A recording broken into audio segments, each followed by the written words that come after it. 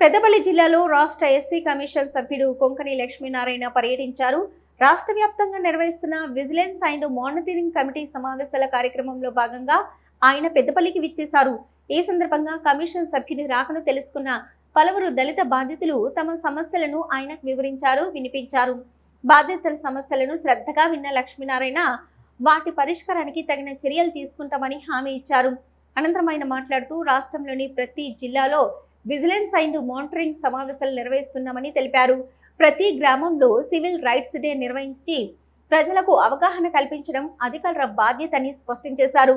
జిల్లా స్థాయి అధికారులతో సమన్వయం చేసుకుని దళిత బాధితులకు న్యాయం జరిగేలా ఎస్సీ కమిషన్ ఎప్పటికప్పుడు అందుబాటులో ఉంటుందని పేర్కొన్నారు. అదేవిధంగా రాష్ట్ర వ్యాప్తంగా దళిత బాధితులకు ఇందిరమ్మ ఇళ్లను అందజేస్తున్నామని తెలిపారు. ముఖ్యమంత్రి రేవంత్ రెడ్డితో చర్చించి 1000 ఇందిరమ్మ ఇళ్లను పంపిణీ చేయడానికి సిద్ధంగా ఉంచామని, ప్రతి జిల్లాలో అర్హులైన దళితులకు ఈ ఇళ్లను అందించనున్నట్లు వివరించారు.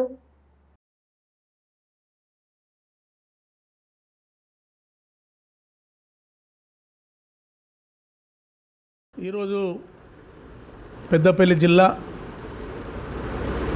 DVMC district vigilance and monitoring committee సమావేశం ఉంది. ఈ సమావేశంలో పెద్దపల్లి జిల్లాకు సంబంధించినటువంటి SC ST కేసులపైన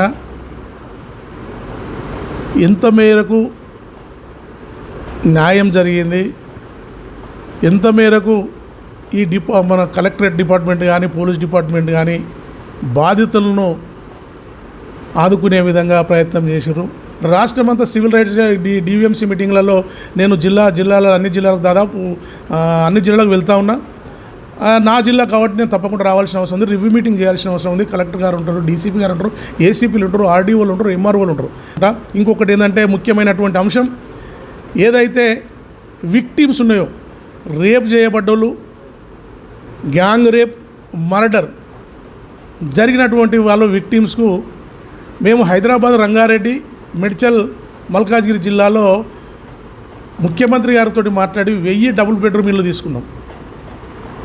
అక్కడ విక్టిమ్స్కు ప్రియారిటీ ప్రకారం, ఏ ప్రియారిటీ అంటే మర్డర్,